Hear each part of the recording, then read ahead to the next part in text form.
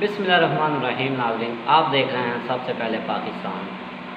आज हम बात करेंगे रशिया और अमेरिकी प्रेसिडेंट की एक मुलाकात शेड्यूल थी, मुलाकात होने वाली थी, लेकिन उस मुलाकात को रीशेड्यूल कर दिया गया है या मनसूख कर दिया गया है या फिर कैंसिल कर दिया गया है। ये तो हम आपको आगे चल के बताते हैं। वो मुलाकात जिस पे दुनिया की नज़रें थी उस मुलाकात पे, क्योंकि दुनिया का सुपर पावर मुल्क का जो सरबराह है, वो जो रशिया भी खुद को एक सुपर पावर ही एक तरह से है, उन दोनों प्रेसिडेंट्स की आपस में मुलाकात होने जा रही थी। वो कि ये रशिया और अमेरिका एक दूसरे के दुश्मन भी हैं, एक दूसरे के बहुत बड़े दुश्मन हैं, एक दूसरे के नाकद हैं, लेकिन बैकडोर डिप्लोमेसी से, बैकडोर चैनल रास्तों से ये थोड़ा सा जो बर्फ़ है दोनों तरफ से पिघली थी और ये मुलाकात होने जा रही थी। लेकिन इस वक्त जो हमें इत्तलात मिली हैं, हमारे पास कुछ सोर्सेज ने कंफर्म किया है, उसके मुताबिक ये मुलाकात अब कैंसिल हो गई है, क्योंकि इस मुलाकात में जो अमेरिका है उसने बहुत सी शर्त रखी थी, लेकिन रशिया खुद अपने आप को एक सुपर पावर मानता है। वो अमेरिका को कभी भी सुपर पावर तस्लीम नहीं करता। वो इस तरह की शर्त मानने के लिए तैयार नहीं था। फिर अमेरिकी प्रेसिडेंट ने जो अपना लहजा था उसको धमकी अमेज़ कर दिया, लेकिन आगे से जो जवाब मिला रशियन प्रेसिडेंट की जानिब से वो भी सेम मिला। उसके बाद इस मुलाकात को फ़िलहाल कैंसिल कर दिया गया है और ये मुलाकात मुलतवी कर दी गई है, और इस मुलाकात के लिए दोनों तरफ से साजगार माहौल बनाना पड़ेगा, ये हमारे ज़राए का कहना है, फिर ये मुलाकात हो सकेगी। उसके बाद जी, क्योंकि अमेरिका अपनी मुलाकात में, अपनी शर्त में ये रखना चाहता था कि रशिया को चाइना से दूर रहना चाहिए, और चाइना और रशिया ये मिलकर तरक्की कर रहे हैं। इन दोनों ममालिक की एक दूसरे में इन्वेस्टमेंट है ये, और खरबों डॉलर्स की इन्वेस्टमेंट है।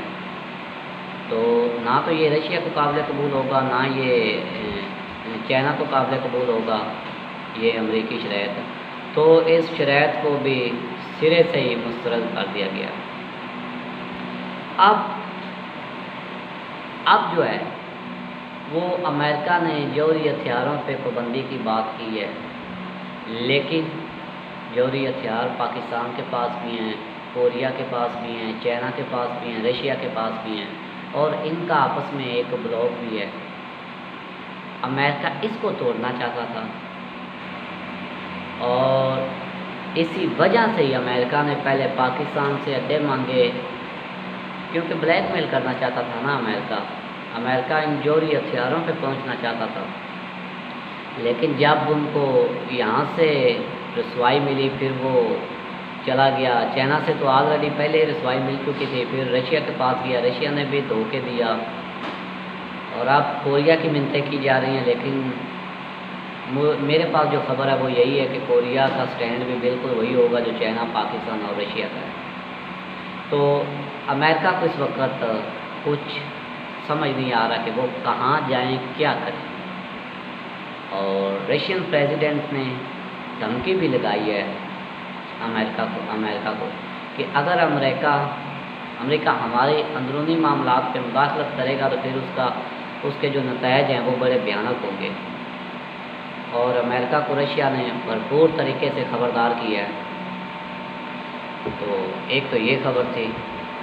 दूसरी खबर वो हमारे अंदरूनी मामलात की, हमारी अंदरूनी सियासत के नाज़रीन, वो ये है कि मार्गला की पहाड़ियों से एक पैगाम जाता है।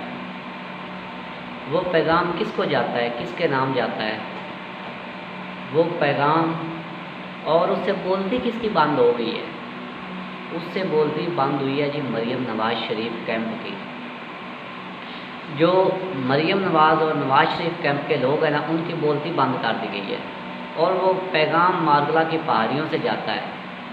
ऐसे तो नहीं होगा कि शहबाज शरीफ की सफेद के लिए 3 दिन ड्रामा हुआ, 4 दिन बल्कि ड्रामा हुआ, और कल शहबाज शरीफ खड़े होके 4 घंटे लगातार वो बोलते रहे हैं, किसी ने एहतजाज नहीं किया, किसी ने कुछ नहीं किया।